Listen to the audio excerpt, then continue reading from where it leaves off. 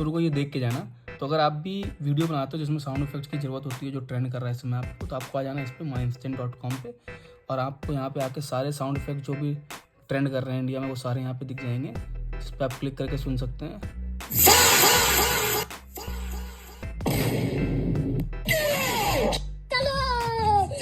यहाँ पे आप क्लिक करेंगे इस पर, और यहाँ पे आपको नाम पे क्लिक करेंगे तो उसके बाद यहाँ पे आपको डाउनलोड MP3 का ऑप्शन मिलेगा, यहाँ से डाउनलोड कर सकते हैं।